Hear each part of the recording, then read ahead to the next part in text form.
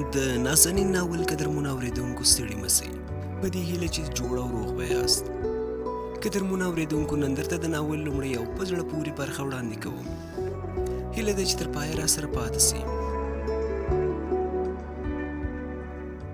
د روژې مازدیګر و. د ژمي یخه هوا چلېده.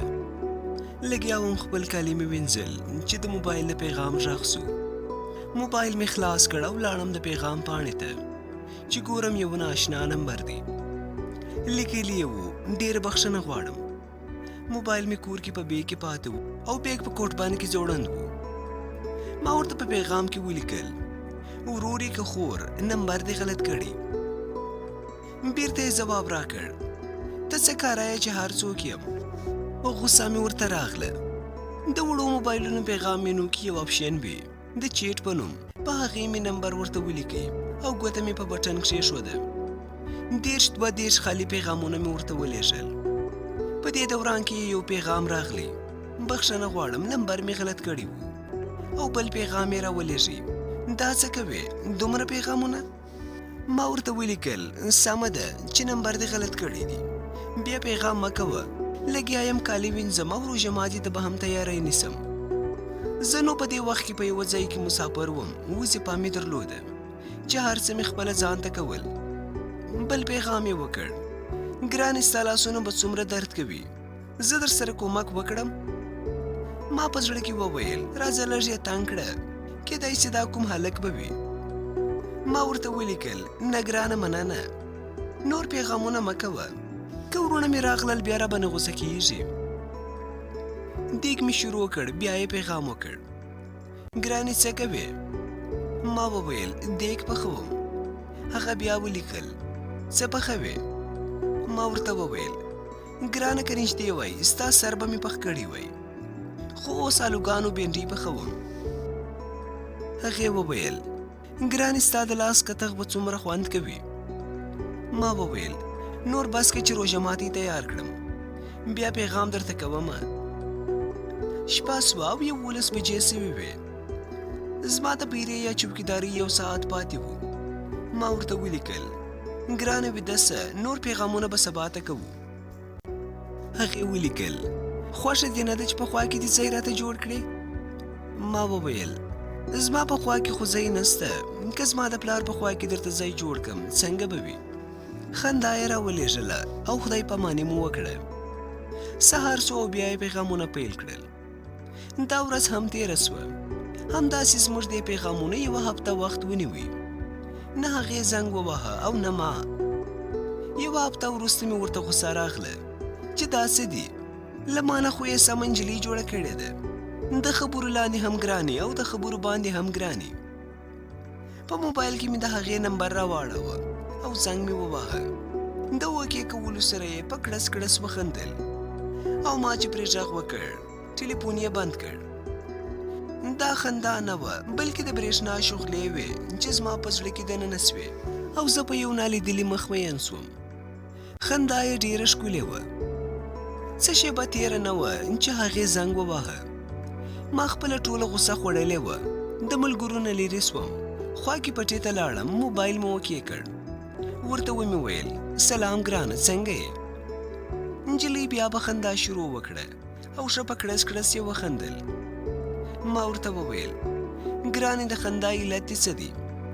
هغې وویل ستا د دې دومره تمثیل علت څه و.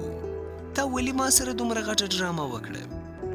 ما ورته وویل ما ویل راځه کوم هلک به وي اثار ورکړه. زه څه خبر وم چې ته یې خو دا راته اوس ته ووایه چې تا ولې داسې کار وکړ.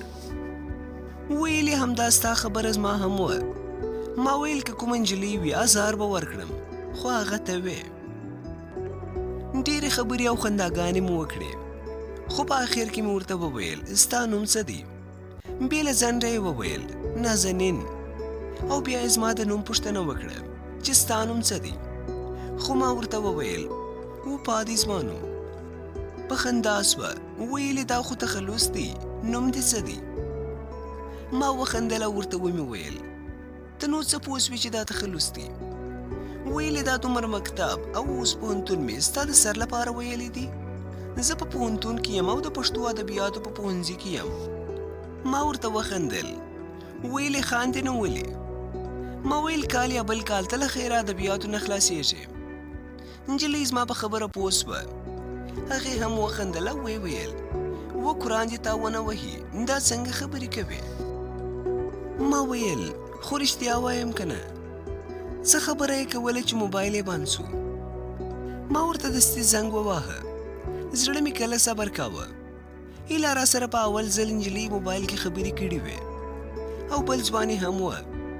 نو ځکه یې چې موبایل وکې کړ راته ویې ویل اوپا جانه زما په موبایل کې روپۍ خلاصې سوې، زه درته نیم ساعت وروسته زنګ وهم.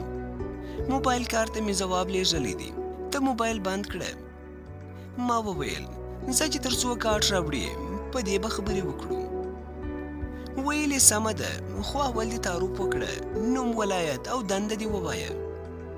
ما ویل نوم مې سرفراز دی، تخلص مې وفا دی، د ننګرهار ولایت یم او په پلانکي شرکت کې دنده لرم.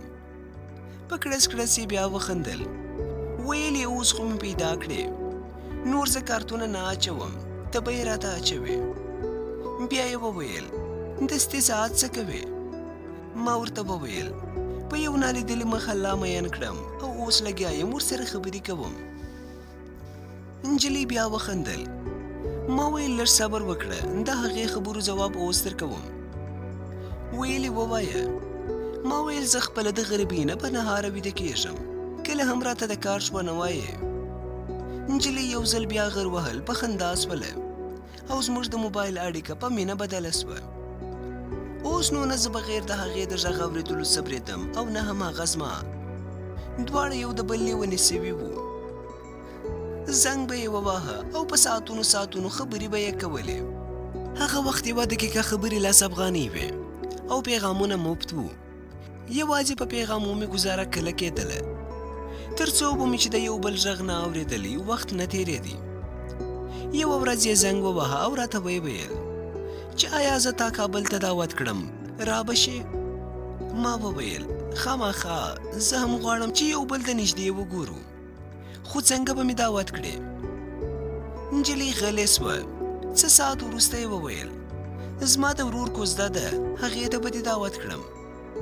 ما وویل سمه ده، که هغه نه وي پوهنتون ته به دې درسم. نجلۍ وخندل او ویې ویل زه هم غواړم چې یو ځل دې وګورم. نه پوهېږم چې څه راباندې سوي او څه جادو دې راباندې کړی دی. زما په ذهن او خیالونو کې دې خپل سیوري غړولی دی. هره شیبه ستا فکر کوم او هره شیبه په خیالونو کې ستا تصویر جوړوم. وایم چې داسې به وي، بیا هغه وران کړم چې نه داسې به وي، نه داسې به وي. په همدې سوچونو کې راباندې شپه تېره سي. د پوهنتون درسونو ته مې هم زړه نه کېږي، سوچلې ونې سوی یم. د نازنین دې خبرو نور هم زما زړه هغې ته ورنږدې کړ. ټوله شپه به مې ورسره په میسجونو کې خبرې کولې او چې هغه به ویده سوه نو د خیال شاپیرۍ به راباندې راغله او غزل لیکل به مې شروع کړل. ما ورته وویل ګوره کابلي، تصویر جوړول خیر دی، خو چې غلط انځور دې ذهن کې جوړ نه کړې. زه دومره پاک انسان یم چې په لمنه مې لمونځ کېږي، خیر دی که کلیوال هم یم. وی خندل او وی ویل د مشرقي خلک ډېر وران دي. ما وویل وران نه دي، ساده دي، د یوې خبرې خلک دي، خو تاسو کابلیان بیا ډېر وران یاست. وی ویل وبه دې ګورم چې دعوت درکړم او په خپله خبره وفا وکړې. ما وویل د راتګ غم مې مه کوه، خو ګوره زه کله کابل ته نه یم راغلی، هسې نه چې د شاتګل غوندې ورک سم. وی خندل مړه مشرقي واله، مخې ته به دې درسم. ما ویل دا دې لا روغه خبره وکړه، ستا له برکته به یا کابل وګورم او یا به ورک سمه. په همدې خبرو سره مې خدای پاماني وکړه. ما قلم او کتابچه راواخیسته او دا غزل مې ولیکله. دا زه چې ورځ په ورځ زړېږم ژاړم، جانانه تا پسې کړېږم ژاړم. که د سهاره تر ماښام در ګورم، زه په دې دندې نه مړېږم ژاړم. چې اراده ستا د راتلو وکړمه، په ټوله لاره دې ځورېږم ژاړم. خلک ګمان د لیونې به وکړي، زه چې د ځان سره بنګېږم ژاړم. هغه ورځ هم راغله، 3 ورځې مخکې یې راته وویل روانه پنجشنبه مې د ورور کوزده ده، په پلاني هوټل کې ده. ګوره راسه چې پاته نسې. ما وویل هلته خو کارت په کاریږي، د کار سره به څه وکړم. وی ویل ما به په دروازه کې ستا په نوم کار ساتونکي ته ورکړی وي چې راغلی پوښتنه ترې وکړه. زه هم لاړم ښار ته. په عادل خیاط مې ګلدزي غاړې والا کالي وکړل. تور واسکټ او بوټان مې هم واخیستل. یو دسمال مې د غاړې هم واخیستی. ځان مې ټول برابر کړ. د پنجشنبې په ورځ مې ملګرو ته وویل زه تر کابله پورې ځم او سبا به بیرته د خیره راسم. 11 بجې مې د کابل په لور حرکت وکړ. په ښار کې مې چکرې ووهلې او بیا د خپل منزل په لور روان سوم چې مازدیګر ناوخته هوټل ته ورسېدم. نو د هوټل مخې ته ناست ساتونکي راته وویل کارت راکړه. ما ورته وویل دلته چا زما په نوم کار درکړی دی؟ هو ته تللی سې. هوټل ته چې دننه سوم د سړیو سالون ته لاړم. لوبه ګرمه وه، موسیقي چالانه وه او ګډاګانې شروع سوي وې. ما چې له خپله ځایه حرکت وکړ نو ما ورته زنګ وهلی و. ان تر هوټل را سره وخت ناوخت په اړیکه کې وه. کله چې هوټل ته دننه سوم نو راته ویل موبایل ته دې فکر وي چې زه موقع پیدا کړم درته زنګ وهمه. زه لاړم او یو چوکۍ ته کښېنستم. درز غوبل جوړ و، سازونه لګیا وو. هلکانو ګډاګانې کولې او ما خپل موبایل څارلی. ډوډۍ راغله ومو خوړله. زه بهر کانټین ته لاړم او یو بیر مې ځان ته واخیستی. یخ هم ډیر و، ساړه مې هم کېدل.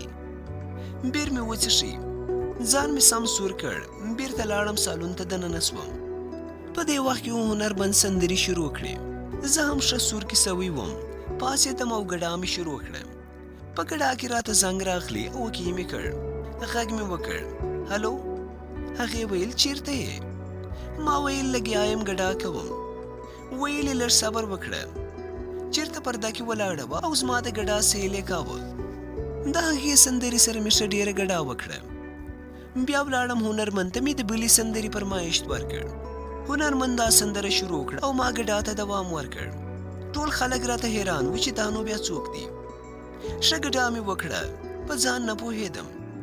سندره خلاصه سوه او زه راغلم بیرته په خپل ځای کې کښېناستم چې کتل مې نازنین بیا زنګ وواهه. موبایل مې وکې کړ او د سالون نه بهر ووتم. نازنین راته وویل د ښځو د سالون د دروازې چپ اړخ ته د دیوال شاته ودرېږه، زه بهر درځمه. له دې خبرې سره مې په زړه لړزه راغله. یو رقم رب را باندې ولګېدی. ټول وجود مې لړزېدی. منډه مې کړه، کانټین ته سګرېټ مې واخیستی. هغه ځای ته لاړم او رېږدېدم چې د پښو اواز مې واورېدی.